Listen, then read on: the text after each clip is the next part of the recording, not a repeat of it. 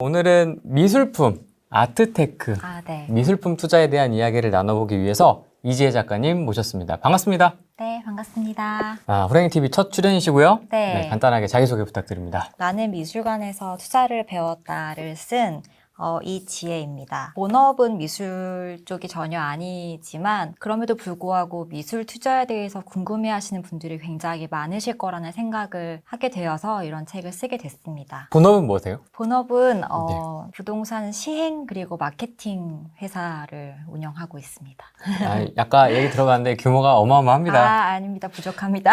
어마어마합니다. 깜짝 놀랐습니다. 사실 이렇게 좀 본업이 있으신 분들이 미술품 투자를 많이 하시는 것 같아요. 별도의 운영 시간과 업무 시간이 필요하지 않다 보니까 그리고 대부분은 처음에는 정말 미술이 좋아서 미술 작품을 보는 게 정말 그저 좋아서 시작하시는 분들이 많다 보니까 취미로 시작하거나 정서적인 부분을 좀 맞아서 시작하시는 분들이 많다 보니까 그렇게 되는 것 같아요. 사실 취미라 하면 여러 가지가 있잖아요. 뭐 등산도 있고, 낚시도 있고, 뭐 반려견을 키울 수도 있고, 뭐 영화를 보고, 저 같은 경우는 영화를 좋아하고, 뭐 되게 다양하게 있는데 아트테크에 관심을 갖게 된 이유가 있으세요? 미술품에? 저는 아주 어렸을 때부터 미술관 가는 걸 되게 좋아했는데요. 제가 전공이 또 예술 쪽이기도 했고 그리고 시각적인 어떤 뭔가를 보는 걸 어렸을 때 좋아했던 것 같아요. 그러다 보니까 자연스럽게 미술관 그리고 미술관이 주는 공간감이 저는 되게 좋았거든요. 그런데 미술관에서 미술을 보는 사람들이 원래는 좀 궁금했었던 것 같아요. 왜 저 사람은 저 그림에 오래 서 있을까? 이런 것들이 조금 궁금했다가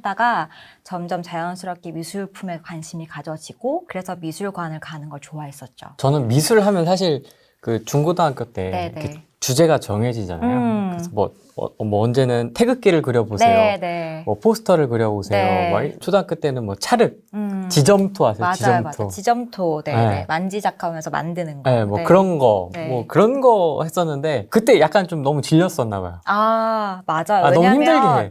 그게 잘 못하겠는데 막 점수를 낸다 그러고 그런 거에 대한 부담감을 가지다 보면 저도 그림을 막상 그리라고 하면 졸라맨 이런 거 되게 잘 그리는 정도의 수준이거든요, 저도. 그런데 그림을 보는 거는 또 다른 느낌인 거니까. 그렇게 보시다가 이걸 이제 투자 쪽으로 좀 생각을 하시게 된 계기가 있으세요? 미술품이라는 단어를 좀 생각해 본 적이 있는데 미술 그리고 품을 생각했을 때 무용이나 뭐 아니면 음악이랑 달리 미술 그리고 미술품은 거래가 가능한 실제적인 자산이라는 생각을 하게 됐어요. 왜냐면 생각해보면 오페라, 연극, 무용 뭐 다양한 것들이 있지만 거래를 하지는 않잖아요. 근데 미술품은 예술품인 동시에 자산의 기능을 충실하게 하고 있다라는 점에서 굉장히 매력을 느꼈기 때문에 내가 좋아하는 어떤 미술품을 내가 소장을 해보고 그리고 정서적으로 향유도 할 수 있고 동시에 자산으로서의 기능도 할 수 있다는 부분이 저한테도 굉장히 잘 맞는 부분이라는 생각이 들어서 시작하게 됐습니다. 아니 그러면 옆에서 누가 이거 한번 해볼래라고 시작하신 거예요? 아니면 뭐 그냥 알아서 스스로 찾아서 그냥 하신 거예요? 그게 굉장히 어떻게 보면 인생을 살다 보면 되게 드라마틱한 포인트가 하나가 있잖아요. 있죠, 있죠. 근데 저는 미술관이나 갤러리에서 그림을 보기만 보다가 아트페어라는 곳을 처음 가봤거든요. 왜 가셨어요? 그러니까 이런 데서도 미술품을 볼 수 있대. 근데 이게 약간 편집샵 같은 개념이라고 저는 받아들여지는 거예요. 그러니까 유수의 갤러리들이 다 자기의 부스를 차려서 작품을 가지고 나와서 판매를 하는 형태인데 저기를 가면 왜 우리 무슨 자동차 전시장 가면 수많은 자동차 볼 수 있는 것처럼 우리로 치면 부동산 트렌드쇼 가면 약간 그런 거죠. 이렇게 자재들 팔고 막 그쵸. 약간 그런 부스 이렇게 해서 보여주잖아요. 그러니까 그런 거를 거기를 가게 됐는데 아주 어렸었을 때였어요. 20대 한 초중반 이때쯤이었어요. 근데 그림을 사고 파는 모습을 제가 본 거예요. 근데 이게 그림이 화폐로 딱 바뀌는 순간을 제가 목격했다는 생각이 딱 들면서 이게 굉장히 자산으로서 혹은 그리고 플러스 투자로서도 매력이 있는 부분이구나. 그런 여러 가지 경외감이 좀 들었던 것 같아요. 플러스 이 사람들이 그림을 구매를 하는데 억 단위 막 이런 그림도 있고 비싸면. 근데 그런 걸 주고 사고 파는 한 사람들 치고는 너무 화기애애한 거예요. 그런 부분도 정말 이건 넘사벽의 그런 어떤 광경을 내가 보고 있는 것인가? 하지만 이게 정말 메리트가 있다. 그리고 정말 그런 부자들이 선택하는 어떤 자산 혹은 미술품이라면 이건 분명히 이유가 있을 것 같다. 여러 막연하지만 그런 생각들을 좀 했던 것 같아요. 포함미술관이라든지 뭐 그 홍나희 여사님, 이건희 컬렉션도 있고요. 뭐 그런 이렇게 전통적으로 미술품 투자가 수십 년 전부터 이렇게 쭉 해왔었는데 이상하게 저만 그런가?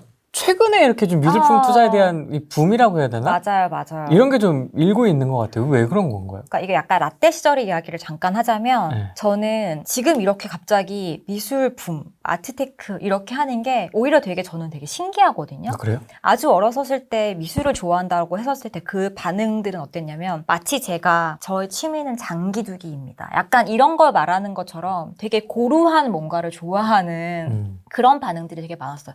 그림을 좋아한다고? 왜 이렇게 재미없는 사람이야? 이런 반응을 많이 보였었는데 지금은 점점 그런 것들이 자산화의 어떤 가치나 수단으로 투자 수단으로서의 어떤 장점도 많이 부각이 되고 있는 것 같고 그리고 코로나를 맞으면서 또 환경이 미술시장이 굉장히 많이 바뀌고 있는 것 같아요.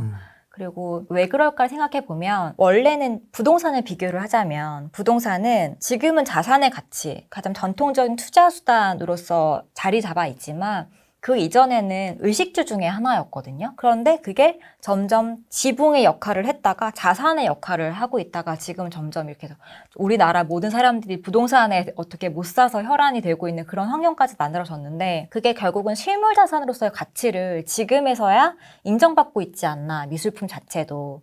그리고 부동산이라는 실물 자산이 갖고 있는 가격에 대한 상한선 이런 것들이 전체적으로 높아지면서 또 다른 투자 실물 자산으로서의 미술품도 가치가 다시 재고되고 있는 거 아닌가. 저는 그렇게도 조금 생각하고 있어요. 그래서 이번에 다주택으로 샥 열심히 이렇게 최근 한 4, 5년 동안 하신 분들 보면 이 포트폴리오를 이 미술 쪽으로 조금 빼시는 분들이 제가 블로그 보니까 있더라고요. 네, 그럼요. 조금씩 빼시더라고요. 네. 보니까. 이게 되게 또 재밌는 이야기가 부동산과 아까 말씀드렸던 것처럼 미술품은 실무자산이라는 아주 큰 공통점 아래 묶여 있는 거지만 또 세금이나 그런 부분들을 봤을 때에는 분명한 차이점도 있거든요. 그래서 그러한 장점들로 요즘에는 다 이제 다주택자에 대한 부담이 점점 가중되고 있기 때문에 미술품으로 좀 선회하시는 다른 또 재고를 해보시는 그런 분들이 많으신 것 같아요. 시장에 쭉 참여하셨던 분이시니까 기존의 컬렉터가 바라보는 아트테크에 대한 시선. 이게 조금 요즘에는 저는 비로소 지금으로서 미술품이 자산으로서의 반열에 들어가고 있는 지금 그런 상황이다라고 보고 있거든요. 그러다 보니까 미술품을 언제부터 너네가 투기로 봤어? 라고 하는 시선도 어느 부분은 있는 것 같고 아트테크란 단어 자체를 불편해 하시는 사실 분들도 굉장히 많으신 것 같아요. 그럴 수 있겠다. 미술품은 신성한 예술품인데 어디를 지금 이걸 너네가 이걸로 지금 얘기를 하냐 뭐 이러시는 분들도 저는 굉장히 많다고 하지만 저는 미술품은 아까 말씀드린 것처럼 예술품 그리고 자산으로서의 기능을 둘 다 갖고 있기 때문에 그것들을 더불어 생각하면 가장 더 잘 좋은 거 아닐까 생각하고 아트테크란 단어는 비교적 최근에 만들어진 단어이지만 사실 미술품은 그 이전부터도 자산의 가치를 충분하게 충실하게 해오고 있었거든요. 그런 역할들을. 그리고 그 이전에는 뭐 여러 가지로 뭐 모네를 사셨던 그 이전에서 정말 아주 예전에 더 옛날 피카소를 사셨던 그런 컬렉터 분들도 왜 사셨을까? 정말 분명히 사용의 목적이 가장 크시겠지만 그건 정말 앞으로 점점 거래가 됐기 때문에 저희가 지금까지 남아있는 거라고 생각하거든요. 그렇기 때문에 작품에 가지고 있는 가치에 대해서는 재고가 다양하게 좀 해야 되지 않을까. 그런 시각화가 다양해져야 되지 않을까. 이런 생각도 좀 저는 하고 있습니다. 제가 또 부동산이 본업이다 보니까 부동산을 갖고 싶어하는 수요에 대해서도 항상 저희가 실거주용이냐 투자용이냐 이렇게 많이 나누어서들 생각을 하게 되고 거기에 따라 전략도 굉장히 다양하게 수립을 하게 되거든요. 하지만 점점 그런 것들이 조금 무의미해져 가고 있어요. 왜냐하면 내가 우리 가족을 즐겁게 거주할 수 있는 집 한 채, 똘똘한 내 실거주용 집 한 채를 샀다고 하더라도 만약에 그걸 1억에 사서 8천만 원에 팔고 싶은 사람은 아마 없을 거라고 저는 생각해요. 그렇죠. 당연히 그렇지 않나요? 내가 이거를 정말 마르고 닳도록 방바닥에 내가 이불을 깔고 맨날 며칠을 잔다고 해서 내가 이거 많이 달았으니까 8천만 원 정도 받아도 괜찮아. 이렇게 생각하시는 분들 저는 없을 거라고 생각합니다. 그렇죠. 마찬가지거든요. 그리고 미술품도 내가 소장을 했고 내가 대를 이어서 내 자녀들도 이 작품을 보고 즐겼으면 좋겠는 마음도 있다면 그만큼 좋은 작품을 더 고르고 싶은 마음이 똑같이 전 있을 거라고 생각해요. 그렇기 때문에 미술품을 무조건 신성한 예술품으로만 봐야 한다. 혹은 물론 이걸 투기나 혹은 어떤 단타 종목화를 본다는 건 굉장히 저는 위험한 부분이라고 생각하지만 이 두 가지의 요소들을 정확하게 결합했을 때 미술품의 특성을 가장 정확하게 파악한 것이 아닌가 저는 그렇게 생각하고 있어요. 첫 번째의 투자 아트테크는 뭐였습니까? 그리고 왜 그걸 선택하셨는지 성과도 궁금하고요. 원래 첫 투자가 가장 궁금해요. 맞아요. 컬렉터들끼리도 이런저런 얘기들을 하다 보면 처음 컬렉션한 작품이 뭐였어? 이런 이야기들 굉장히 많이 하게 되거든요. 그렇죠. 근데 그게 왜냐하면 하나의 터닝 포인트였기도 했고 물론 미술 애호가로서 미술을 즐기게만 했던 시간이 굉장히 길었던 편이지만 연차가 이렇게 쌓이고 있는 거는 처음에 첫 단추가 있었기 때문이라고 저는 생각하거든요. 네. 근데 지금 생각해보면 그 첫 단추가 제 입장에서는 아주 성공적이지는 못했던 것 같아요. 그 경험이 무조건 없었기 때문인데 저는 영국 작가 중에서 안토니 곰리라는 작가의 작품을 컬렉션했었어요. 네. 그런데 물론 그 작가는 아주 뭐 글로벌 블루칩 작가이기도 하고 명성과 입지가 뭐 대단하게 쌓여있는 안정적인 작가예요. 하지만 한국에서 그렇게 많이 알려져 있지는 않아요. 이게 되게 중요한 포인트인 게 시장이 각각 다 다를 수도 있거든요. 그리고 국내에서 아무래도 더 많이 이렇게 거래가 되는 작가도 있고 그리고 한 작가에서도 그 작가가 주로 사용하는 재료나 어떤 주축의 시리즈가 무엇이냐에 따라서 이 작가가 메인스트림에서 메인 작품이냐 이 작품이 아니냐 이런 것들도 조금 달라질 수 있을 것 같아요. 그러니까 부동산에서도 우리가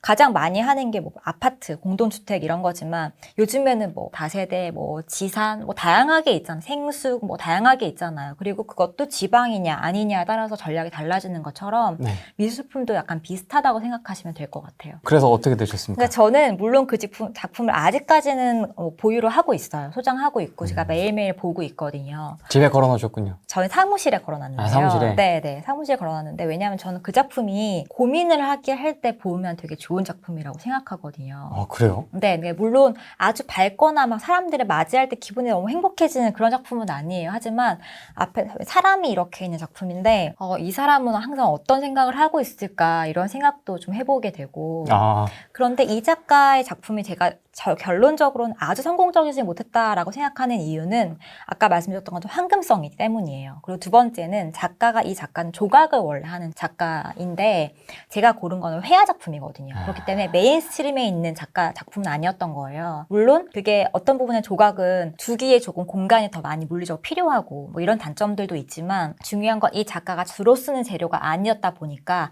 아무래도 이 작가가 거래되는 주거래 작품의 내용들은 아니었겠죠. 이 작품을 팔아봤다면 수익률까지도 조금 제고를 해봤겠지만 지금은 아직 보유를 하고 있어가지고 가격도 공개 가능합니까? 그때 사셨을 때 얼마 네, 제가 첫 번째로 홍콩 아트페어로 갔을 때 아트바젤을 갔었는데요. 홍콩에 있는 거네요? 네.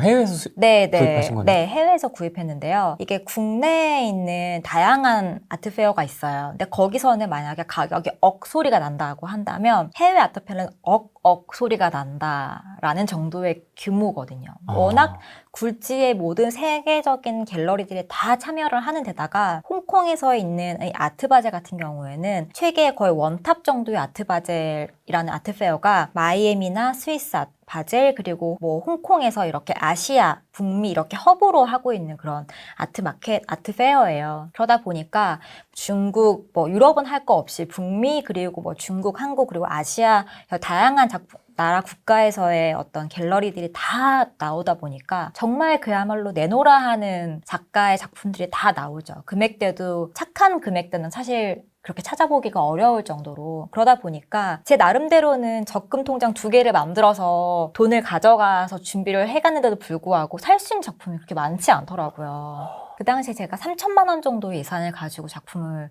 조금 넉넉하게 남겨서 오긴 했지만 그렇게 해서 구입을 했는데 지금은 거래가 그렇게 많이 되고 있지 않다 보니까 시세를 파악하는데 일단 무리가 조금 있어요. 아파트도 실거래가를 보면 이 아파트가 열심히 잘 거래가 되고 있는지 인기가 많이 있는 아파트인지를 좀 파악할 수 있잖아요. 근데 미술품도 약간 그런 부분이 있거든요. 근데 이 작가의 이 작품 같은 경우에는 그렇게 많이 거래가 되지 않다는 점에서 환경성이 좀 떨어진다. 저는 이렇게 판단을 하고 있죠.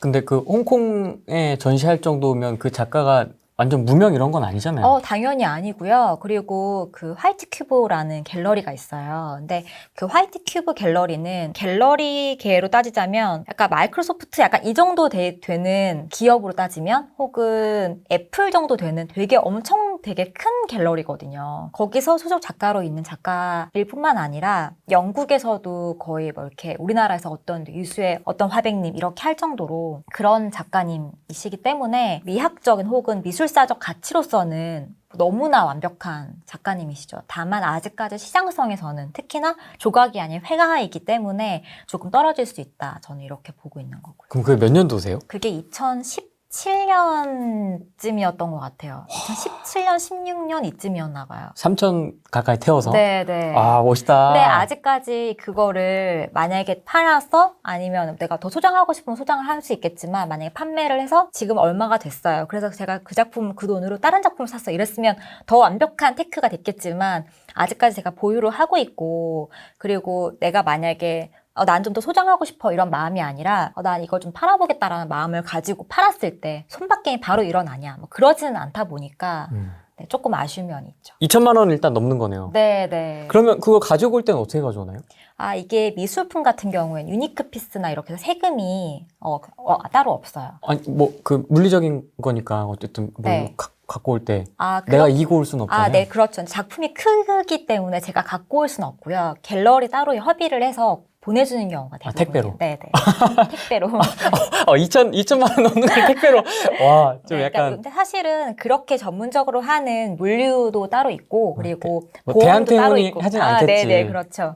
특수한. 네. 그리고 미술품이다 보니까 안에 이렇게 굉장히 확실하게 패킹을 해서 저희도 갤러리에 직접 이렇게 뭐 배송을 받고 그렇게 하다 보면 정말 이거 과잉 포장이 아닌가 할 정도로 너무 완벽한 패킹을 해서 막상 꺼내보면 딸랑 이렇게 그림 하나 딸랑 들어가 있고 막 이런 경우도 되게 많아요. 소장되면 큰일 나니까 진짜. 그렇죠. 네. 근데 그렇게 하는 게 사실은 작품을 위해서는 너무나 좋은 방법이죠. 적폐니까. 이제 네. 고민을 하는 거죠.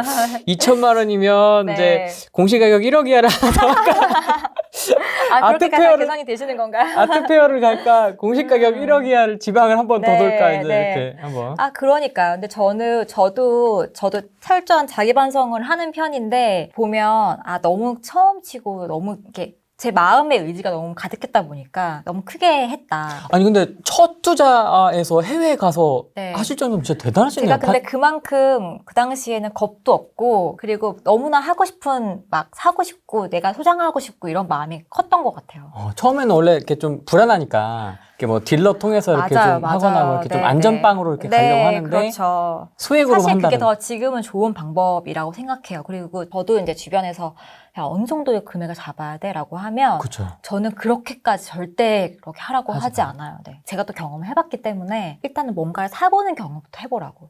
아주 크지 않은 아주 낮은 금액으로. 요즘에는 10만 원 아트페어 이런 것도 있거든요. 10만 원짜리가 있습니다. 그러니까 가격의 크기와 상관없이 제재 상관없이 모든 작품 10만 원에 파는 을지 아트페어라는 것도 있어요. 그러니까 아트페어도 요즘에는 합리적으로 즐길 수 있는 그런 아트페어가 많다 보니까 작품을, 그러니까 저는 그림을 볼 때도 어떻게 하려고 하냐면 누가 가르쳐준 방법은 아닌데 미술관도 방으로 나눠져 있는 경우도 있잖아요. 그러면 이 공간에서 내가 만약에 그림을 산다면 어떤 그림을 고를 것인가 이런 것들 좀 생각해봐요. 그러면 이 작품 좋네, 이 작품 좋네 이렇게 하는 것보다 좀 더 마음속으로 사진 않지만 살 수 없지만 엄선하게 돼요. 이제 그러면서 안목이 조금씩 더 키워진 느낌도 있거든요. 그렇기 때문에 저는 많은 것들을 경험해보고 일단은 그 다음에 좀 확신이 들었을 때 금액을 조금 태우는 것도 나쁘지 않다. 그럼 이제 이왕 금액 얘기 나온 김에 이렇게 좀 테크트리라고 해야 될까? 책에 정말 자세하게 나와 있는 거이긴 한데 테크트리별로 좀 추천해 주실 만한 상품군?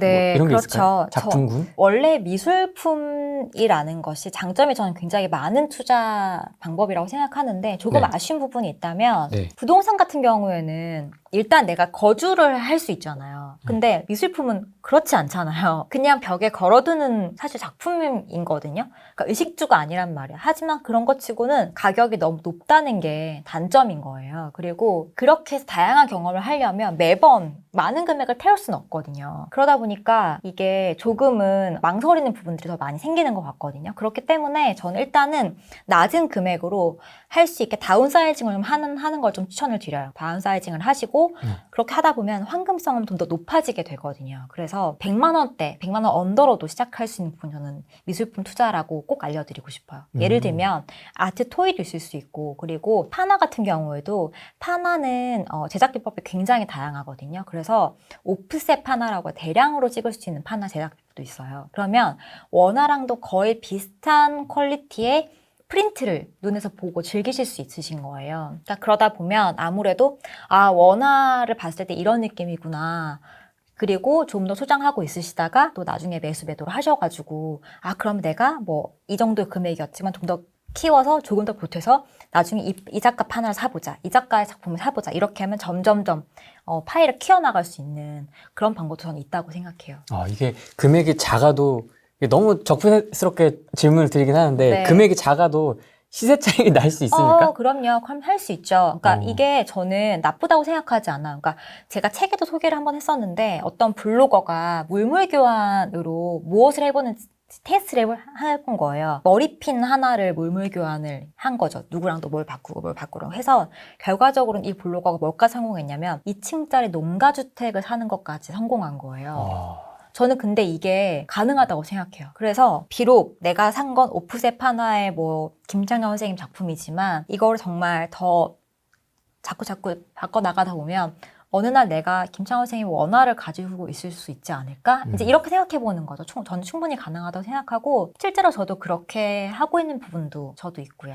김한기 선생님이라든지 정말, 이완 그럼요. 선생님이라든지 충분히 저는 예를 든 것뿐이지만 지금부터 시작하면 대가의 작품 이미 너무 이제 높아지긴 했지만 10년 후에 또 그런 반열에 드는 작가들을 지금 우리가 판단하고 구입을 한다면 충분히 가능하다고 저는 생각해요. 지금 너무 슈퍼스타가 된 그런 김한기, 뭐 이완 선생님이 있지만 사실 저희가 건드릴 수 있는 영역까지도 아니거든요. 사실 그렇죠. 우리 초보니까. 그럼요. 그러면 좀 10년 앞서서 이렇게 샛별이라고 해야 될까?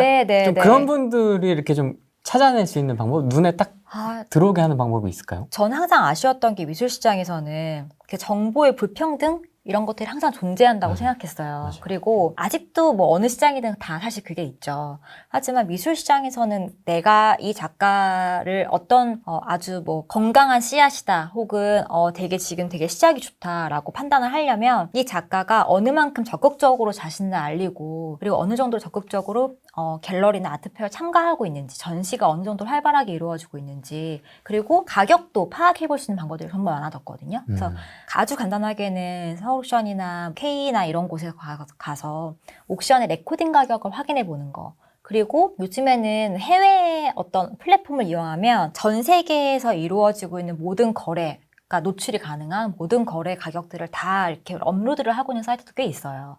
막 그런 것들. 그리고 K아트 프라이스 약간 이런 사이트를 들어가시면 이 작가가 어느 정도 가격에 레코딩이 되고 있다, 어느 정도 팔렸다, 그리고 요즘에는 낮아졌다, 높아졌다 이런 것들도 대략적으로 알 수 있거든요. 시세. 네, 그럼요. 그래서 이 작가가 지금은 경단 상태구나 이런 것도 좀 알 수 있고 이 작가가 이 시리즈 후로 지금 뚜렷한 뭐 활동을 하고 있지 않구나 이런 것들도 조금 가늠해 볼 수 있고 이런 것들을 충분히 저는 미디어로 활용하셨으면 좋겠다.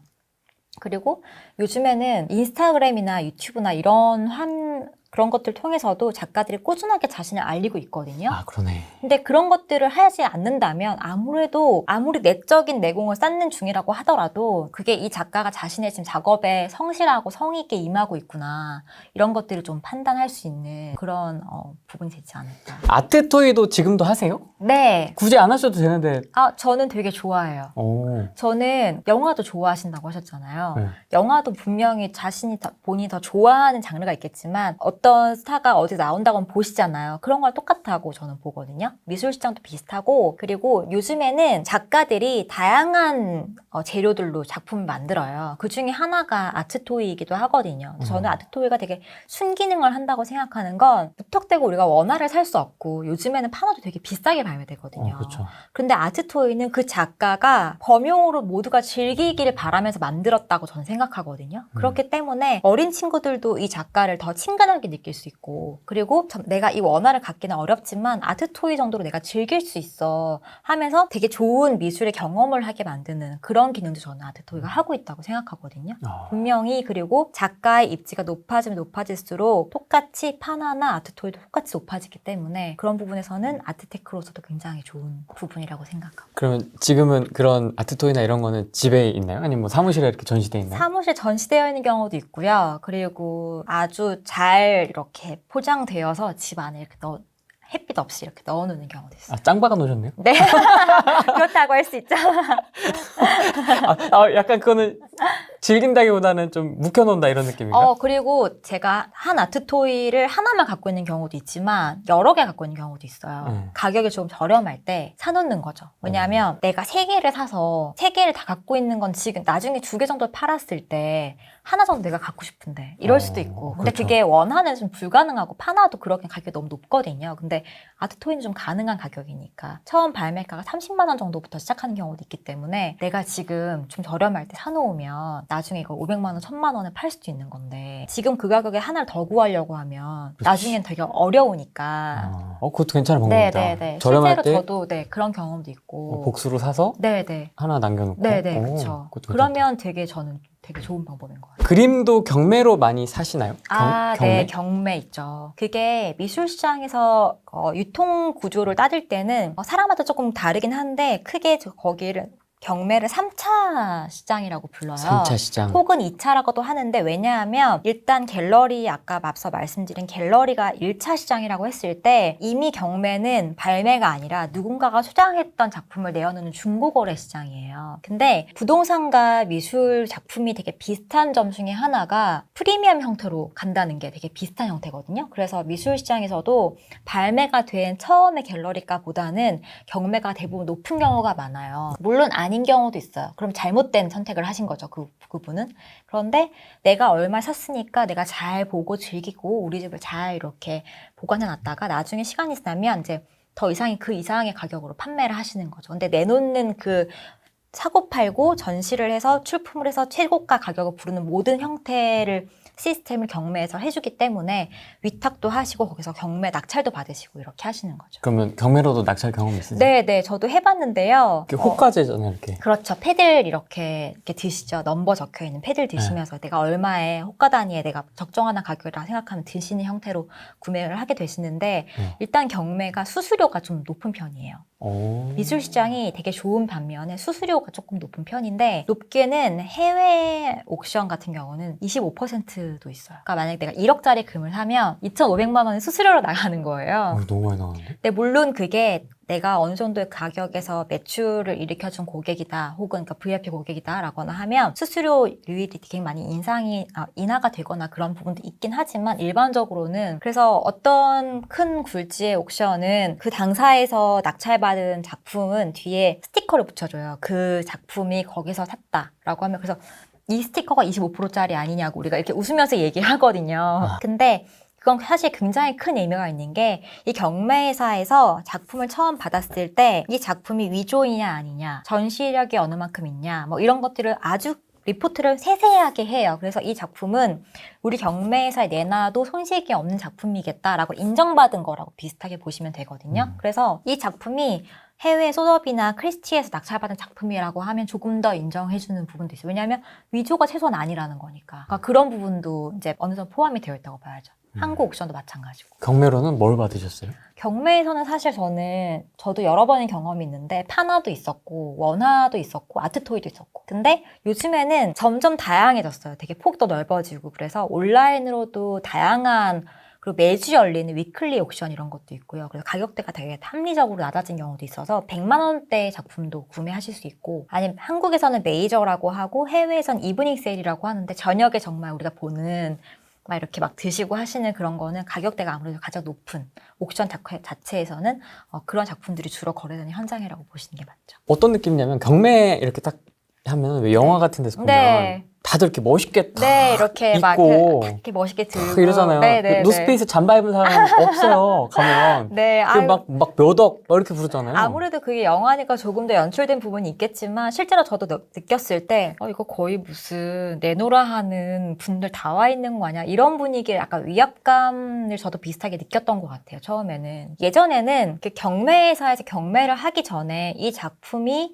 실제로 볼 수 있는 기회가 있어요. 그게 프리뷰라고 하는 전시가 열리거든요.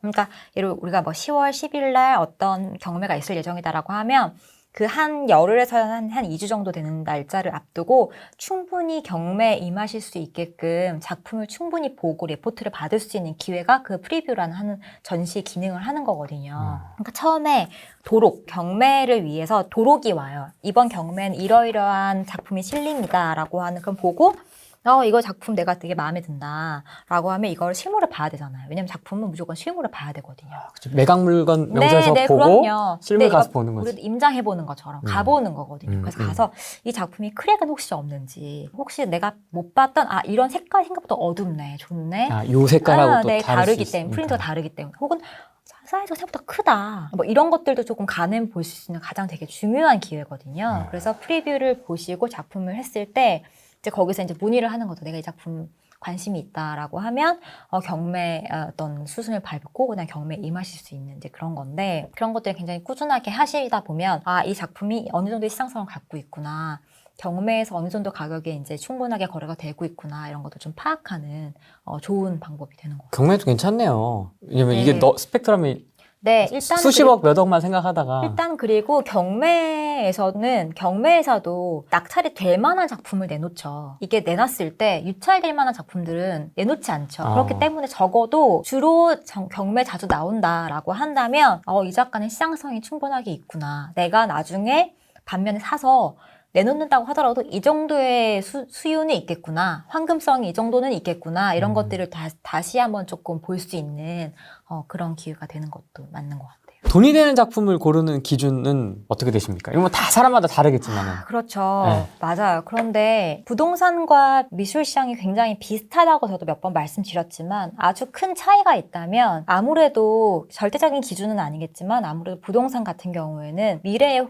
호재, 향후에 어떤 좋은 변화가 있을 것이냐를 본다면 미술 시장은 역사를 봐야 돼요. 과거. 역사. 네네. 그래서 이 작가가 어떠한 작품들을 꾸준하게 해왔고, 그리고 이게 미술자적으로 혹은 미학적으로 어떠한 가치로 평가가 되고 있는지, 이런 것들이 굉장히 중요한 부분이거든요. 그래서 그 음악에서도 원히트 원더라는 게 있잖아요. 한 번에 앨범 하나에 어떤 노래가 하나가 나와서 엄청나게 메가셀러 히트를 확 하고 다음번에는 변변한 음악을 만들지 못해서 사라지는 그런 되게 그런 작가 많거든요. 그런데 미술 시장에서는 아무래도 그렇게 걸음이 없고 아무 기초가 없는 작가가 갑자기 스타덤 이러는 경우는 없어요. 왜냐하면 이게 미술사나 미학은 전 세계 공통으로 모두가 배우는 이론이에요. 부동산 같은 경우에는 앞으로의 호재라고 하는 거는 어떻게 보면 굉장히 누군가가 책임지지 않는 좋은 소문이라는 얘기도 있을 수 있고, 주식도 마찬가지거든요. 주식 같은 경우에도 야, 그 종목 되게 좋대. 이 말은 누구나 할 수 없는, 책임질 수 없는 말들인 거지만 미술은 이 모든 사람이 이론화시켜서 공부하고 배우고 있는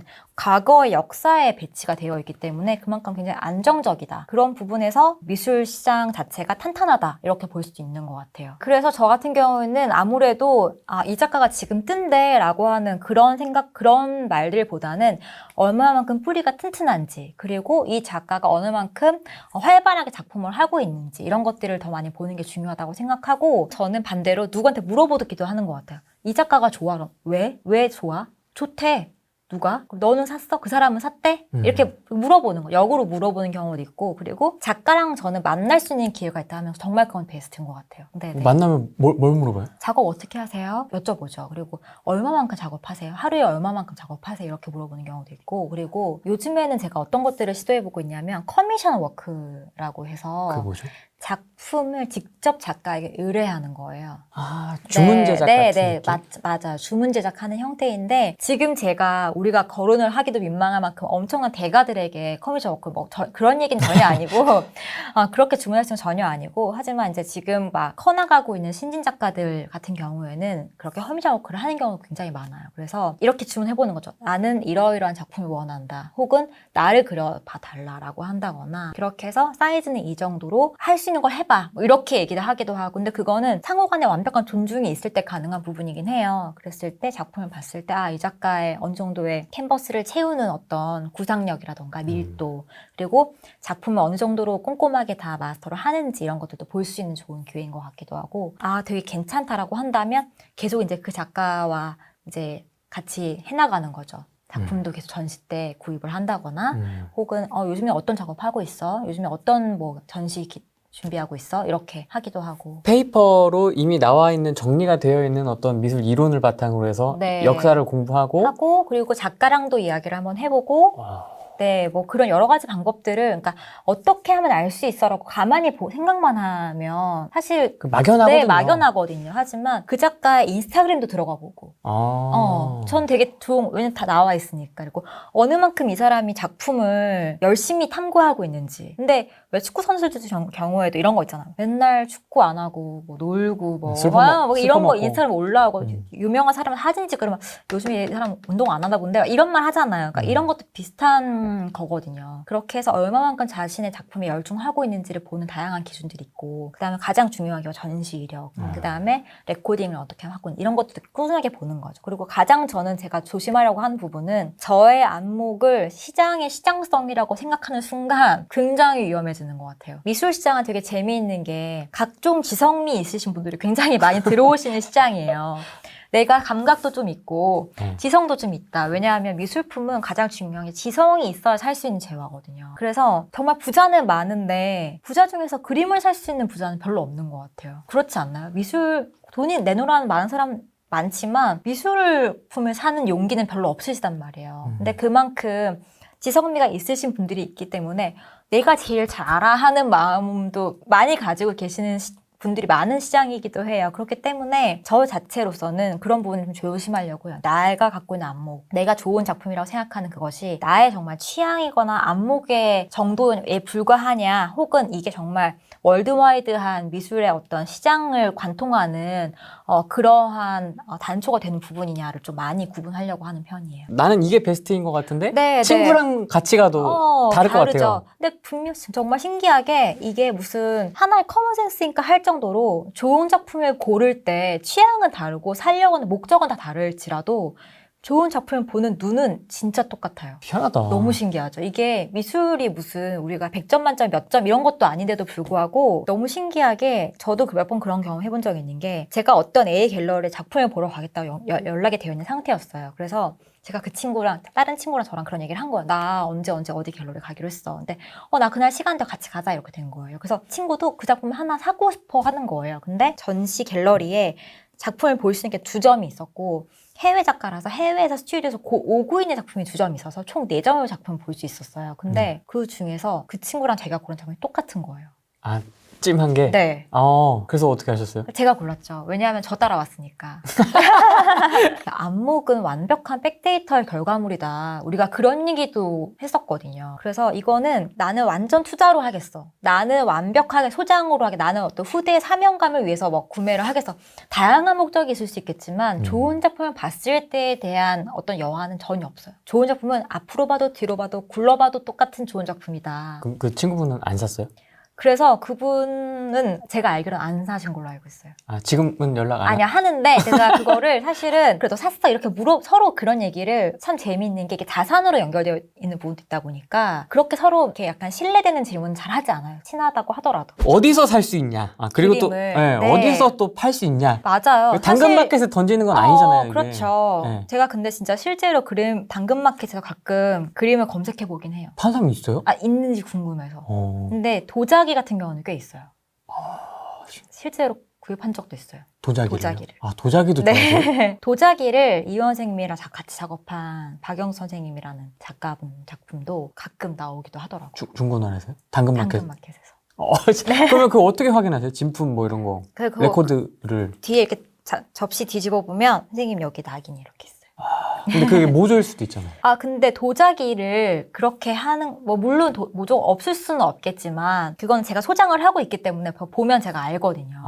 내가 판단할 수 있으니까. 네. 제가 그 정도의 기준을 갖고 있기 때문에 보면 기다 아니다는 알 수 있죠. 근데 아직 원화나 이런 거는 없는 것 같긴 한데, 도자기는 있었어요, 제가. 그러면 이제 도자기 빼고. 네. 일반적으로 저희 이제 초보자분들이 네. 살 수 있는 루트가 있을 것 같습니다. 그러니까 기본적으로는 정말로 1차 아까 말씀드렸던 거 갤러리라고 하셨잖아요. 네. 그 갤러리가 작품의 전시를 꾸준하게 하고 있죠. 어디 갤러리 좀 가세요? 갤러리 벨리라고 지금 조성되어 있는 곳들이 몇 군데 있어요. 이게 원래 전통적으로는 이제 삼청동 화랑가가 있고 요즘엔 한남동으로 많이 모이고 있는 추세인 것 같아요. 왜냐하면 한남동이 젊은 층도 많이 유입이 되면서 동시에 문화 복합 공간들도 꽤 있고 그리고 새로운 이제 아주 부촌들이 형성이 완성이 됐잖아요. 지금 거의. 그러니까 그렇게 하기 때문에 지금 한남동으로 안테나샵처럼 그러니까 삼청동에 원래 있는 뭐 평창동에 있는 갤러리가 한남동으로 이렇게 분점 형태로 내어놓는 경우도 있고 반대로 청담동에 있는 갤러리가 좀 더 이름을 영하게 바꾸어서 한남동으로 다시 이제 진입하는 그런 경우도 있고. 저는 네. 강남이 그 청담 압구정 쪽이 핫할 그럴 거라고 것 생각했는데 같죠. 근데 오히려 없지는 않은데요. 한남동이 워낙 요즘 좀 강세이고요. 청담동 쪽에는 의외로 성수역의 남단일기점으로 K옥션과 서울옥션의 사옥들이 있어요. 그래서 거기서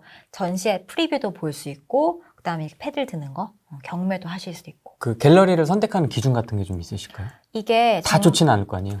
그렇죠. 근데 이제 그 사실 전통성이라는 게 어느 정도는 그 입증하고 있는 부분도 사실 있을 것 같고요. 이 작가를 어떤 작가들을 구성을 하고 있는지 이런 것도 되게 저는 중요하게 보는 것 같아요. 예를 들면 국제 갤러리에 소속되어 있는 작가는 이러이러한 작가다라고 하면 그 중에 다 아는 작가가 아니라 한두 명 알고 뭐 한 작가 정도 모를 수 있죠. 그럼 하지만 국제가 선택했으니까 당연히 이 작가는 좋겠지. 뭐 이렇게 판단할 수도 있는 거죠. 그러니까 일단 점수를 먹고 들어가는 거죠. 그랬을 때, 이 작가 정도는 이 작가를 왜 국제가 선택했을까? 이 작가 한번 보자. 유튜브 찾아보고. 이 작가가 어떤 개인 홈페이지가 있는지 찾아보고. 뭐 이렇게 해서 작품을 점점 이렇게 좁혀 나가는 거죠. 갤러리하고 아까 이제 말씀하셨던 아트 페어도 있고 옥션도 있고요. 네. 또 있습니까? 이게? 사실은 이게 더 중요한 또 방법 중에 하나가 개인 간 거래를 하는 딜러란 역할을 하는 사람이 있어요. 그래서 근데 저는 그 분들을 되게 존중해요. 왜냐하면 이분들이야말로 신의 성실을 바탕으로 하는 업무를 저는 하시는 분들이라고 저는 생각하거든요. 그래서 젓가락 숟가락 몇 개인지를 정말 알아야 사실 어떤 그림을 갖고 있는지도 알 수 있잖아요. 그러면 A와 B는 서로 모르지만 A가 원하는 작품 B가 갖고 있는 거를 아는 선에서 딜러가 중간에 중개를 하는 거죠. 근데 왜 이게 또 더 끈끈할 수밖에 없냐면 각자의 자금 사정을 알아야 하기 때문이에요. 그러네. 네. 그리고 이게 부동산처럼 가격이 이렇게 막 이런 게 아니다 보니까 여기서는 이 정도 원하시는데 어떠세요? 이걸 계속 해야 되는 거예요. 이분 조금 높게 생각하시는데 조금 낮춰주시죠. 이거를 이제 계속 하면 굉장히 어렵고 까다로운 성격도 좋아야 되고 예체능도 잘해야 되는 약간 그런 거거든요. 그래서 네. 그리고 이게 아주 끈끈하지 않으면 내가 어떤 작품 갖고 있는지를 감히 알기도 사실 어려워요. 그리고 이 딜러가 일 처리를 잘하는지 사실 이분들에게 5억짜리 그램을 4억 9천에 팔았냐가 이분들은 사실 중요하지 않을 수도 있어요. 나를 얼마만큼 이 작품을 좋게 평가해 주는지 사 가셔서 빨리 팔 건지 그러면 싫은 거야. 내가 너무 애끼는 작품인데 막 예쁘게 대접 안 해주는 게 속상하실 수 있거든요. 그런 부분까지도 다 포함되어 있는 것들을 이해하는 게 저는 딜러의 역할이라고 생각해요. 그래서 개인 간의 거래를 이제 중개를 하시는 딜러라는 형태도 판매의 어떤 루트 중에 하나가 있을 수 있죠. 딜러를 잘 만나는 것도 되게 중요한 부분인 것 같아요. 그리고 가격 같은 경우에서도 이렇게 물어봐요. 가까운 딜러들에게 내가 어떤 갤러 오늘 아침 같은 경우에도 그런 부분이 있었어요. 제가 오늘 그러니까 메일을 계속 주고받고 있는 해외 갤러리가 하나 있는데 그 작가 작품을 찾고 있다는 걸 이제 그분들이 저를 적어 놓으신 거죠. 그래서 연락을 하고 이제 이렇게 하고 있는데 최근에 뭐 2점 정도가 들어왔어. 한번 보여줄까? 이러고 저한테 이미지 보내주고 이제 이러면 보고 가격은 이렇고 사이즈는 이래. 뭐 이렇게 나와요. 그러면은 제가 보고 있다가 최근에 리코딩을 찾아봐요. 이 정도 가격이구나. 그래서 이 사람이 이렇게 가격 불렀구나. 이제 이렇게 저도 판단을 하는 거죠. 그리고 배송비는 포함이야 아니야? 뭐 이런 것 좀 막 물어봐요. 쉬핑 어떻게 될 것 같아요? 나중에 재반 비용 네가 부담이야? 내가 부담이야? 네가 부담이야? 이런 거 막 물어보고 하다가 이제 주변에 가까운 갤러리한테 작품 보여주고 이 정도 오퍼 받았는데 어때요? 이제 이렇게 이제 이거 너무 비싼 것 같아요. 배정비 포함이래요? 요즘에 경매가 그 정도는 해서 그 정도 부른 것 같은데 내고 되는지 한번 물어봐요. 막 이런 식으로 이제 정말 가감없는 조언을 해주는 거죠.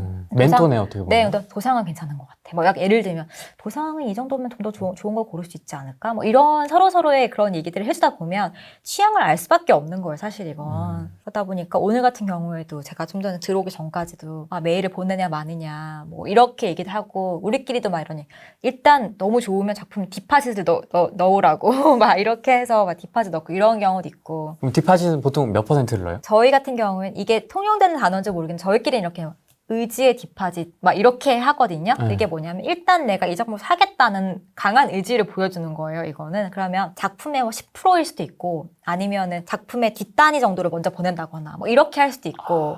뒷단위.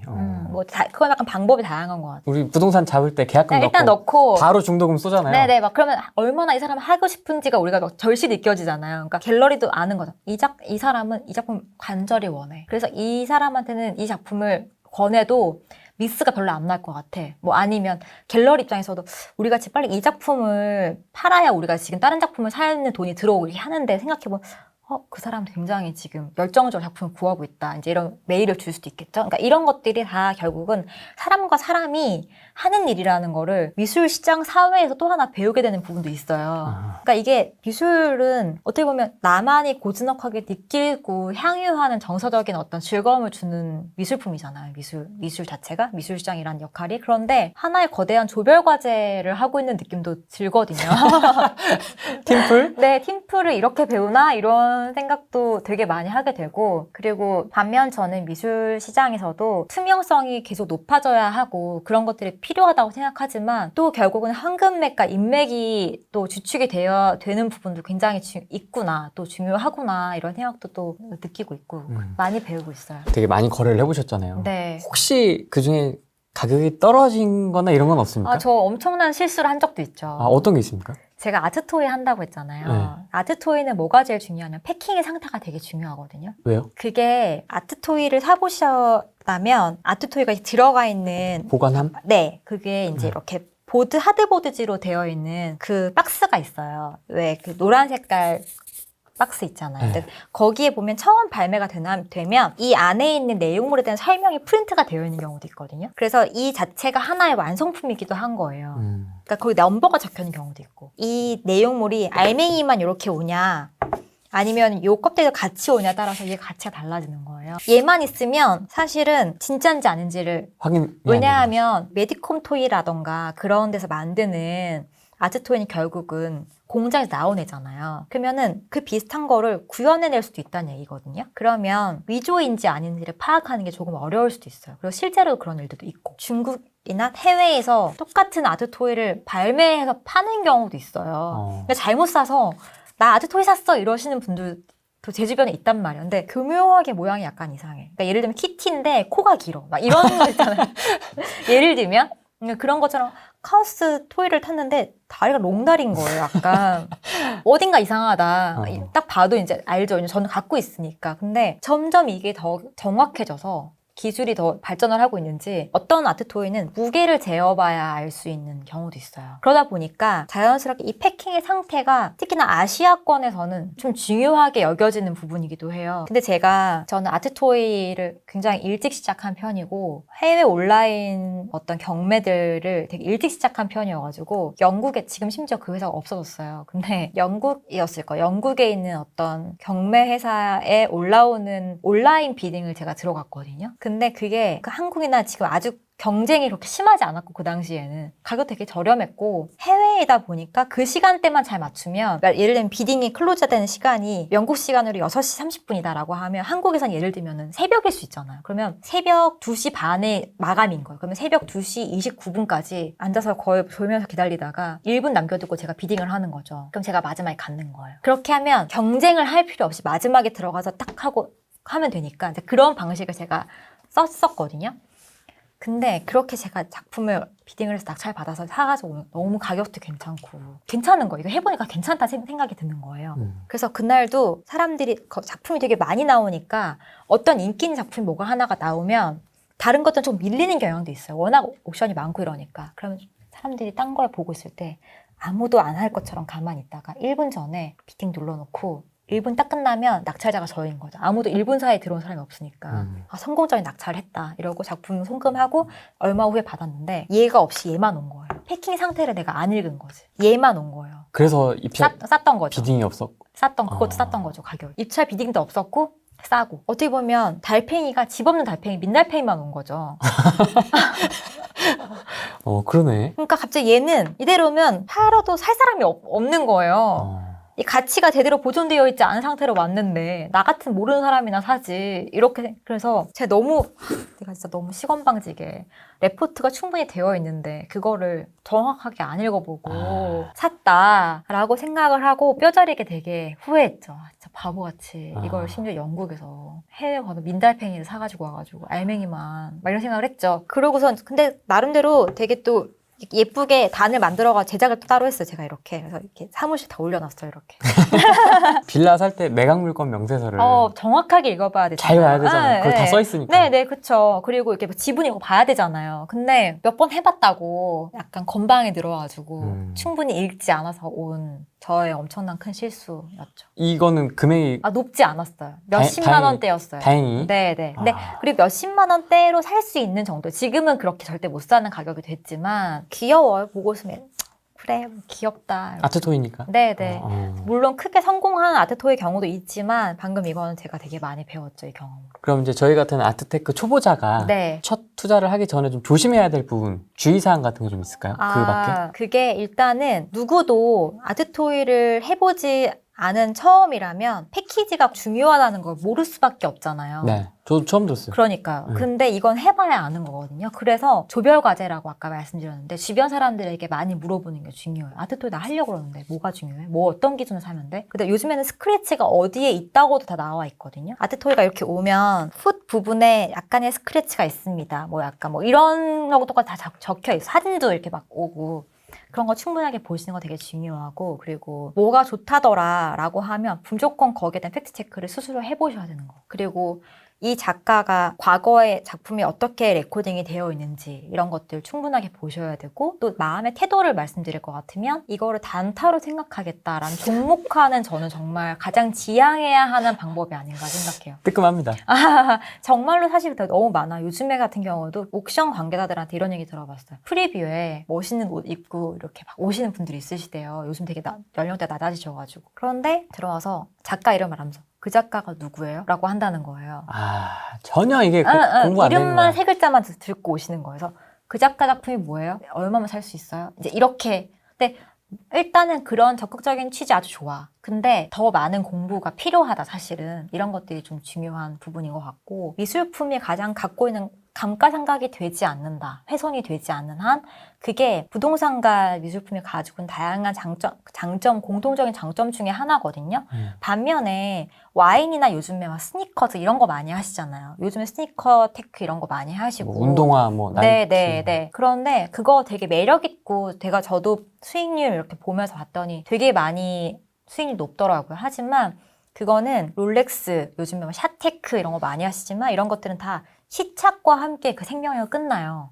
그래요? 입으면 안 되는 거예요? 스니커즈도 사용을 하면 새 거가 아니고, 와인은 마시면 없어지고, 시계도 마찬가지. 다 사용을 하면 감가상각이 되잖아요. 하지만 미술품은 그렇지 않거든요. 내가 마르고 닮도록 봐도 내가 내 거니까 내가 작품을 찢어 발기겠다 이러지만 않으면 그 가치는 계속 보존이 되는 거거든요. 물론 작품을 보관하는 방법도 굉장히 중요하고 세심하게 다뤄야 되는 부분이지만, 그렇기 때문에 그러한 장점들로 내가 작품을 잘 보관할 수 있는지, 작품을 정말 이 작가의 가격이 내려도 괜찮은지, 혹은 이 작가를 내가 어떤 마음으로, 내 마음은 내가 알 수 있잖아요. 목적이 무엇인지 내가 남에게 말할 필요는 없지만 내가 아는 건 중요하다고 생각하거든요. 대대손손 보관만 할 것인지, 아니면 향후 몇 년의 기간을 두고 내가 재판매 의사가 내가 지금 있는지, 그렇다면 내 눈에가 아니라 다른 사람 눈에도 좋은 작품이어야 하는 거니까 이런 것들을 좀 충분하게 보면서 들어와야 되는 시장인 것 같아요. 내 취향이 아주 독특하면 안 되겠네요. 독특하면 안 될 건 없지만 판매하기는 좀 어렵겠죠. 예를 들면 부동산에서도 나는 썩은 아파트가 너무 좋아, 이런 사람이 있을 수 있잖아요. 근데 그건 취향이지 그걸로 내가 높은 가격을 받겠다라고 마음을 먹는 순간 좀 달라질 수 있는 거거든요. 그러니까 예를 들면 자동차를 예를 들어도 벤츠에 까만 색깔 차가 있고 그랜저랑 현대의 그랜저라는 까만 색깔 차가 있지만 어떤 차가 되게 실험적인 차가 나와서 뭐 레드로 나왔어. 이러면 조금 수요자가 더 줄어들 수는 있잖아요. 그런 부분들 충분히 미술 시장에서도 감안하셔야 되는 부분인 것 같거든요. 세금도 좀 궁금하네요. 세금 제일 중요합니다. 세금 되게 중요하고 재미있는 파트인데요. 네. 세금이 아까 말씀드렸던 것처럼 다주택자가 미술 시장으로 선회를 좀 선택하신 대부분의 이유가 되지 않을까 생각하는데 미술품에서 모든 미술품이 다 포함되어 있는 건 아니지만 미술품이 잘만 고르면 세금 영원 천국을 만끽할 수 있다. 소득 있는 곳에 과세가 있는 거 아닙니까? 저도 항상 그렇다고 생각하고 놀부라고 우리 얘기하잖아요. 근데 미술품에서는 예를 들면은 아파트를 내가 1억에 사서 5억에 팔았다고 하면 일정 부분의 취득세와 보유세, 양도세가 다 발생을 하지만 미술품은 내가 갖고 있는 4억, 번 4억을 모조리 가질 수 있어요. 미술품에서 양도세, 그러니까 취득세가 일단 없고요. 보유세가 일단 없고 양도세만 우리가 얘기를 하면 되는데 네. 양도세 같은 경우는 국내 생존 작가에 대해서는 양도세가 발생하지 않아요. 이화 선생님 지금 생존에 계시거든요. 건강하시고. 그런데 선생님 작품을 1억에 사서 10억에 팔았다라고 하는 지인이 실제로 제 주변에 있거든요. 근데 그러면 9억의 차익을, 양도 차익을 그대로 내야 될 게 아무것도 없는 거죠. 그 매도 시점에 생존에 있어야 되는 거예요? 네. 그 취득 시점과 네. 상관없이 네. 9억을 홀라당 그쵸. 드셨네. 내 거. 너무 매력있죠. 근데 이게 해외 작가거나 혹은 이제 생존이 되어 있지 않은 작고 작가다라고 하면 이제 6천만 원의 이상의 구간에서는 발생을 해요. 세율이 어떻게 되죠? 근데 이게 필요 경비가 최대 90%까지 인정이 되거든요. 그래서 그리고 10년 이상 내가 보유했다라고 하면 90%까지가 과세가 돼요. 그래서 제가 책을 쓰면서 이렇게 세금을 봤더니 몇 억 기준이거나 해도 내는 세금은 되게 낮더라고요. 몇백만 원 수준이더라고요. 그래서 양도세를 부동산과 비교했을 땐 굉장히 메리트가 있는 건 분명해요. 이것도 장특공이 있네요. 장특공이 있을 수 있죠. 네, 맞아요. 진짜 웃긴다. 네네. 그래서 그게 지금 생존되어 있는 작가들, 경매에 많이 나와 있는 생존 작가들 같은 경우에는 거래를 하면서 발생하는 게 경매 회사에 내야 되는 수수료밖에 없는 거예요. 그러네. 네네. 근데 이게 또 직거래다라고 하면 그냥 딜러에게 주는 가격 말고는 없는 거죠. 세금을 딱 보니까 부동산 쪽하고 비교해보니까 부동산은 하지 말라고 네. 미술은 하라네. 네네. 빨리 하나죠. 좀 해라. 네네. 취득세도 없고. 양도세가 생긴 것도 그렇게 오래 안 됐어요. 그리고 미술 시장에 아까 자산의 개념을 제가 말씀드렸잖아요. 근데 부동산은 등기부 등본이라는 게 있지만 미술품은 그게 없어요. 그래서 내가 얼마에 샀다라는 것을 보고할 수 있는 방법도 사실 없는 거예요. 그리고 얼마에 팔겠다도 사실은 알 수 없는 시장이긴 하거든요. 왜냐하면 그런 법체계가 마련되어 있지 않으니까. 뭐 어디 실거래가를 신고하는 것도 할 수 있는 게 아니고. 없는 거죠. 그러니까 주민등록증이 얘는 없는 거예요. 가격에 대한. 그렇다 보니까 이게 어디에 무조건 보고해야 되는 그런 게 아니라는 부분에 좀 차이가 있죠. 이 레코드는 어디에 이렇게 기록은 하지 않나요? 네네, 기록은 하죠. 뭐 어디 그러니까 경매회사에서 볼 수 있어요. 경매회사에서 로그인을 하시면 가격, 낙찰가를 다 볼 수 있어요. 그런 반면에 이 작품이 내 것이다라고 하는 또 매칭을 하기에는 조금 어려운 부분이 있죠. 미술 계속 관심이 있었는데 더 쉽게 잘 설명해 주셔서 감사합니다. 네. 아트테크 관심 있어서 알아보는 1인입니다. 다주택자이신 거죠. 많이 버셔서 이제 이거를. 봐요. 그러니까 저는 약간 그렇게 보거든요. 이게 뭐 완전히 부동산을 때려치고 네, 이걸 투자해라. 이거는 저는 좀 맞아요. 네. 비추고 이렇게 분산하는 차원에서는 되게 땡큐인 것 같아요. 네, 그래서 이게 우리가 주식을 할까? 뭐 요즘에는 비트코인을 할까? 여러 가지 뭐 다양한 방법들이 있잖아요. 그런데 그 중에 미술품도 들어가 있을 수 있는 거죠. 미술품은 아직까지는 지금 한국에서는 그렇게 자산화되어 있는 목록에 들어가 있지 않다 보니까. 근데 제가 부자 보고서 아시죠? 하나금융에서 계속 발간하고 있는 그 부자 보고서를 제가 보는 걸 좋아하거든요. 근데 거기에 미술품 항목이 있거든요. 미술품이 어느 정도 퍼센트이실 것 같으세요? 지금 감안해봤을 때. 부자들의 자산 포트폴리오 포트폴리오에. 비중이요? 네네. 자산가 들으니까 5%? 22%. 22%요?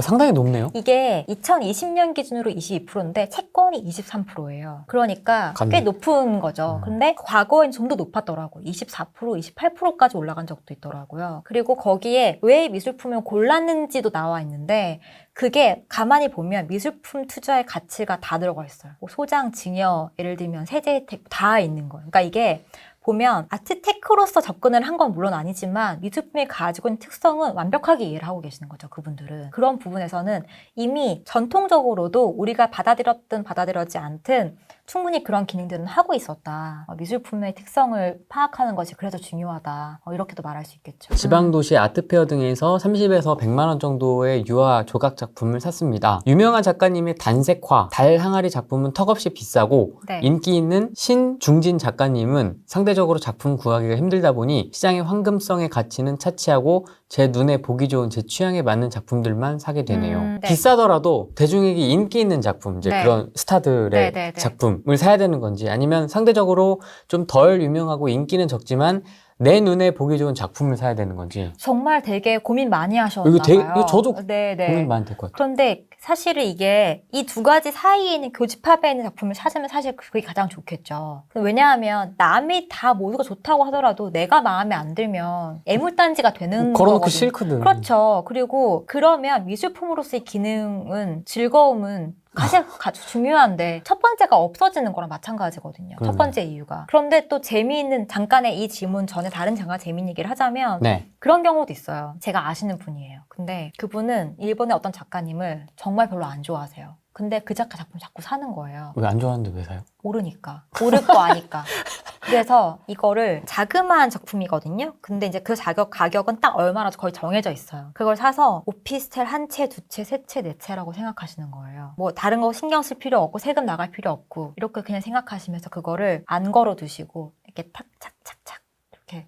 기계적으로 컬렉팅하는 거예요. 네네네네. 그렇게 하시거든요. 그래서 약간 금고라고 하긴 그런데 어떤 그 큰 어떤 거기에 이렇게 보관 장소. 네, 아예 그냥 밀폐를 해서 이렇게 탁탁탁탁. 왜 안 걸어놓으세요? 나는 그 작가 보면 머리가 어지러워. 이렇게 하시는 경우도 있어요. 그런데 이런 고민을 하시는 분이라면 정말로 미술에 대해서 되게 좋아하시고 또 많이 고민과 그런 것들을 조금 하셨던 분이신 것 같아요. 말씀하신 거 보니까. 네네. 그런데 이게 맞아. 요즘 시장이 워낙에 작품을 수급받기가 어렵고 그리고 갤러리에도 연줄이 없으면 작품 받기 어렵다 막 이런 얘기도 되게 많이 나오고 갤러리 입국컷 당했어요. 이런 얘기도 사실 요즘 나오는 세상이긴 해요. 미술시장이. 왜 입국컷 당하죠?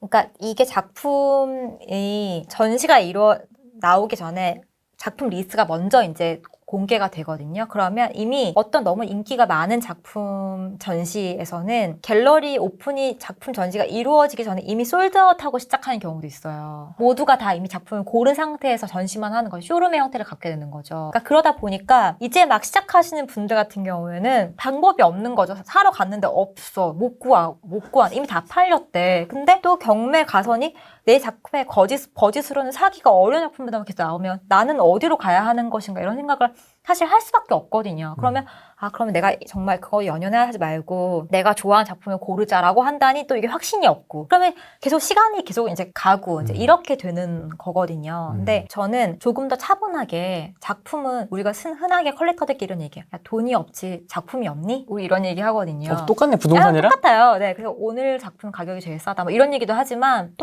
부동산이랑 너무 비슷해요. 그래서 그런 거 하다 보면 결국은 차근차근 내가 나의 버짓도 좀 키워가면서 나의 안목과 그리고 작품을 꼭 이 방법으로 구하는 것보다는 다양한 방법들 그리고 해외에서 수급하는 방법도 있을 거고 해외 요즘 갤러리랑도 직거래를 많이 할 수 있는 방법들이 많아지다 보니까 그렇게 좀 다양한 방법들을 좀 찾아보시는 게 어떨까. 그리고 내가 어느 정도 작품을 시장성과 이 확신을 가졌던 동시에 막상 이게 내린다고 해도 난 괜찮을 것 같아라는 정말 마음이 있으면 사실 제일 좋은 거긴 하죠. 최영욱 작가님 달 항아리 원화는 너무 비싸서 네. 유명한 분이십니까? 요즘에 되게 또 핫하신 많이 분이에요? 핫해요. 신진 작가님들의 비슷한 달 항아리 그림을 보고 있는데 유명 작가의 작품과 비슷한 컨셉의 그림들은 어떻게 보시나요? 그렇게 궁금하실 수도 있으실 것 같아요. 이게 그러네요. 최영욱 작가의 달 항아리를 예전에 빌 게이츠 재단에서 구입해서 되게 또 유명해졌거든요. 그리고 요즘에는 그 달 항아리, 최영욱 선생님 달 항아리가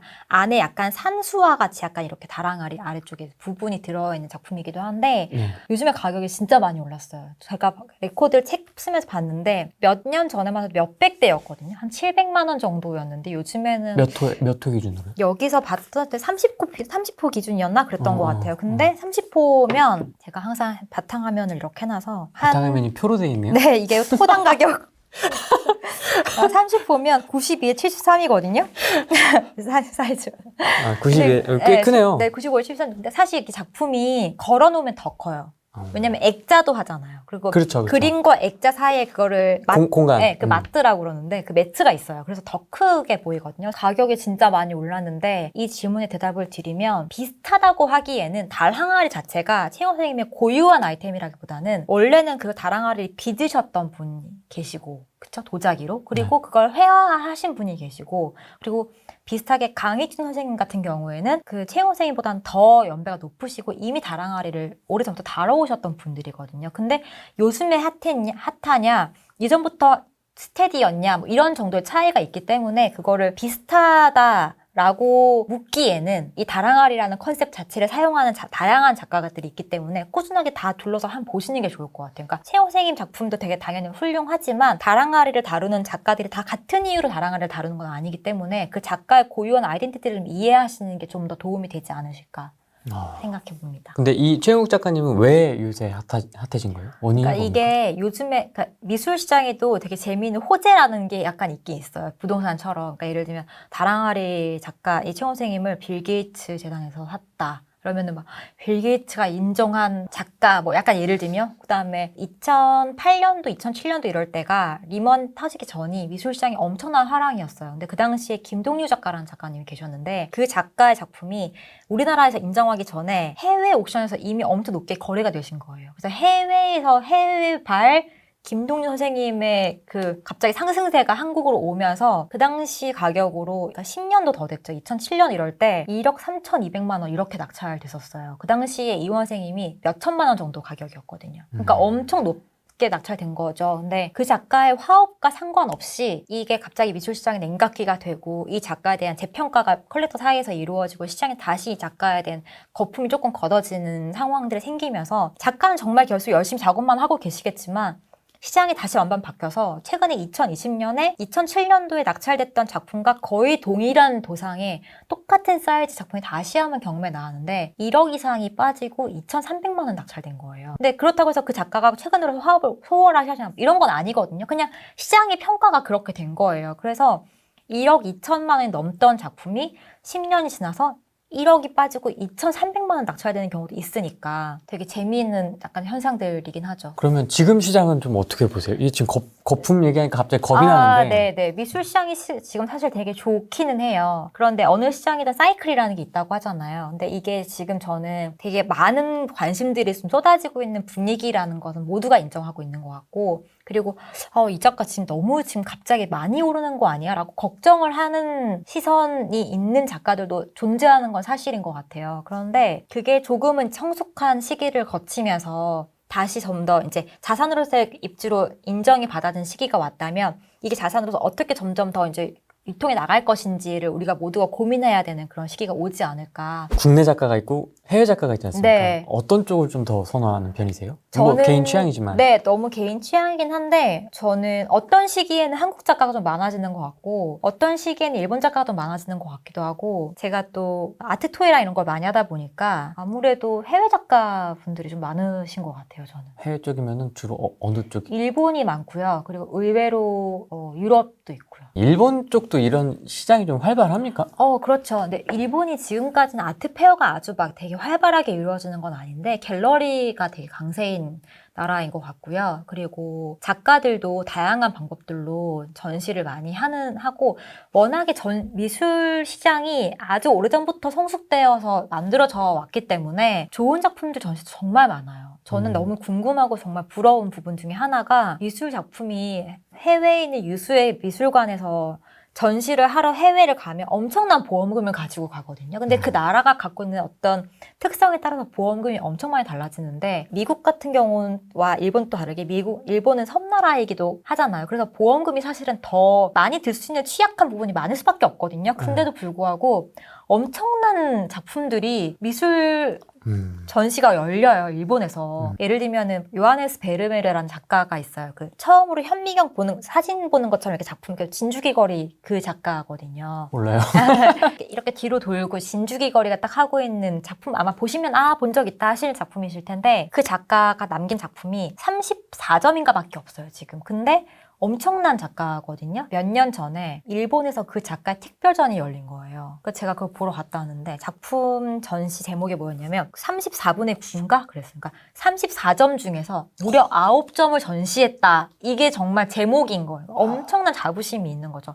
저 지금 말하면서도 약간 소름 돋는데 그만큼 자부심이 있을만 하다라고 생각하는 건 한국은 한 번도 그 작가의 전시를 한 점도 열린 적이 없어요. 단 한 번도. 근데 일본만 가더라도 전시를 보기 위해서 줄이 1시간 넘게 줄을 서서 봐야 되는 경우가 너무 많거든요. 그만큼 산책하듯이 집 앞에 놀러 가듯이 미술관을 정말 많이 찾는 사람들이 많다는 거예요. 그거는 수요자가 많다는 거죠. 그만큼 미술을 다루는 어떤 시각이나 그런 것들이 굉장히 더 이제 점점 더 장벽이 없어지고 있고 미술 시장이 이미 되게 많이 성숙해져 있다. 그게 저는 일본이 갖고 있는 되게 장점 중에 하나라고 생각하고 그러다 보니까 다양한 방법들도 더 많이 시도하고 있는 것 같고 그러다 보니까 일본은 아무래도 더 미술 작가가 되고자 하는 사람들도 많은 것 같고 그러니까 점점 경쟁력이나 그게 더 자체적으로 세질 수밖에 없겠죠. 우리나라가 양궁 잘해서 자체적으로 거의 세계에 뭐 1, 2, 3를 하고 있는 것처럼 그러니까 그렇다 보니까 아무래도 한국 작가와 일본 작가를 봤을 때의 어떤 경쟁력을 정말 다 떼고 봤을 때는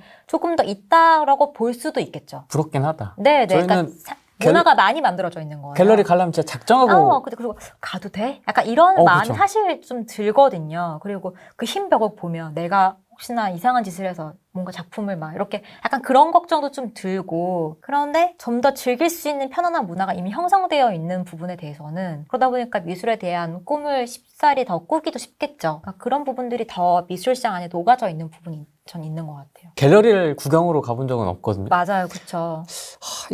내가 들어가도 되나? 약간 이런 느낌. 그런 생각이 들고 모두가 사실 그럴 거예요. 그리고 내가 감히 갤러리스트에게 작품의 가격을 물어봐도 되는 것인가 막 이런 생각 할 수밖에 없거든요. 그런데 사람이 사실 자기가 좋아하는 이야기를 누구랑도 하면 즐거운 것처럼 갤러리스트들에게도 작품에 대해서 문의를 하고 이 작가는 어떤 걸 주로 컨셉으로 그린 거예요? 이 작가는 어떤 주제가 뭐예요? 예를 들면 이 작가는 호당의 어떤 가격 체제는 어떻게 되어 있어요? 이런 걸 물어보는 게 되게 자연스러운 일이고 좀 더 구체적이면 구체적일수록 갤러리스트도 더 많은 이야기를 해주시고 싶어 하시기 때문에 저는 더 조금 부담 없이 여쭤보셔도 된다. 이런 부분들 조금 드리고 싶어요. 쿠사마 야요이? 이런 분이 있나요? 네네. 유명한 분입니까? 네네. 일본의 그 호박에 노란색 호박에 점이 막 이렇게 있는 약간 환공포증을 유발할 수 있는 그런 작가님인데요. 거의 우리나라에서 가장 유명한 작가라고 하면 김환기 선생님 이렇게 그렇게 얘기할 수 있는 정도 작가예요. 완전 탑이네. 탑 오브 탑. 전 처음 들었습니다. 저는 처음에 미술 시장에 딱 이렇게 입문을 했을 때 부동산과의 접점, 제가 부동산이 본캐이기 때문에 부동산과의 접점을 찾기에는 정말 너무나 양 끝단에 있는 두 가지가 아닌가라고 생각을 했었는데 제가 이렇게 시장이 있으면 있을수록 어쩌면 이게 너무나 비슷하게 붙어있는 두 가지 시장이 아닌가 이런 생각을 되게 많이 하게 됐거든요. 아까 말씀드렸던 것처럼 어떤 프리미엄이 되어 있는 거라던가 뭐 안목이 중요하다라던가 호재가 되게 있어야 된다라거나 이런 것들이 정말 비슷한 부분이기 때문에 의외로 부동산을 주로 많이 이렇게 하셨던 분들께는 이 특성만 간파하면 더 되게 비슷한 점이 많나라고 친숙하게 느끼실 수도 있으실 것 같아요. 하지만 한 가지 더 중요하게 꼭 생각하셔야 되는 부분이 있다면 안목이라는 것이 너무나 중요하다.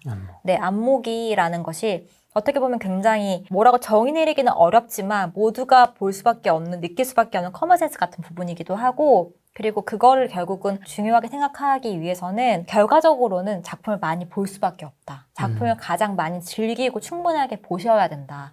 이런 부분들을 조금 말씀드리고 싶습니다. 유튜브나 블로그는 없으세요라는 질문이 있는데요. 네. 제가 근데 인스타그램으로 거의 대통합을 하고 있긴 해가지고. 그럼 뭐라고 치면 나와요? 제 책 앞에 나와 있거든요. 여기. 제가 인스타를 안 해가지고 제가 그걸 그렇구나. 안 써놨네요. 네. 써놓을게요, 저기다. 네. 제가 원래 책을 쓰게 된 게 해시태그로 제이니의 미술관을 계속 이렇게 100개가 넘거든요. 이 포스트만. 네. 그렇게 해서 미술관 리뷰를 계속 하고 있어가지고. 그럼 여기 들어가면은 미술관 정보가 있겠다. 네. 꾸준하게 계속 올리고 있어요, 제가. 근데 제인이는 누구예요? 제가 제이니. 아, 그래요? 네. 아, 이렇게 채워도 나와요? 네네. 이렇게 채워도 나오고? 제가 비공개이긴 해서 아마 저한테 하셔야 될 거긴 하고. 그렇게 그러면은 정세바래님 그렇게 할게요. 인스타 제가 공유해드리겠습니다. 그 다음에 미술 수요는 한정적인데 공급은 옛날 작품을 포함해서 계속 작품이 공급되는데 과연 의미 있는 재테크가 될까요? 이런 것도 있습니다. 근데 이게 되게 단단한 이야기를 해드리면 네. 다주택자는 어렵지만 미술품을 다 보유자는 가능하잖아요. 그리고 작품이 영속성이라고 하는 게 100년 이상 된 건물이 거래되는 경우는 그렇게 많지 않지만 미술 시장에서 100년 이상 된 작품이 거래되는 경우는 굉장히 많고 그 자체가 가치로 다 녹아들고 있기 때문에 김한기 선생님의 말년 작품보다는 그 하이라이트가 됐던 작품 많이 하던 시기 작품이 더 많이 높게 거래가 되고 다 그게 가치에 녹아들어 있거든요. 그래서 이게 수요와 공급으로만 단순하게 따지기에는 이걸 치안해도 같은 질문에 같은 답변이 될 것 같은데 부동산의 수요는 한정적이다. 네. 주택 보급률은 100%가 넘었는데 네, 그래도 공급은 옛날 아파트를 포함해서 계속 공급이 되고 있다. 신규 아파트가. 네, 그런데 네. 과연 의미 있는 재테크가 될까요? 뭐 그런 거랑도 되게 비슷한 이야기일 그렇게 수 치안을 있고 해도 답변이 되겠네요. 그 서울대학교는 옛날에도 있었고 지금도 있었지만 학교의 학생 수는 점점 줄어들고 있지만 경쟁은 더 높아지고 있잖아요. 커트라인 똑같아요. 하나 틀리면 못 가요. 그러니까 그거랑 거의 되게 또 비슷한 얘기일 수도 있는 그렇죠. 것 같아요. 그런 느낌? 네네. 답변이 충분히 되셨을 거라 생각합니다. 오늘 여기까지 하겠습니다. 고맙습니다. 네, 감사합니다. 안녕.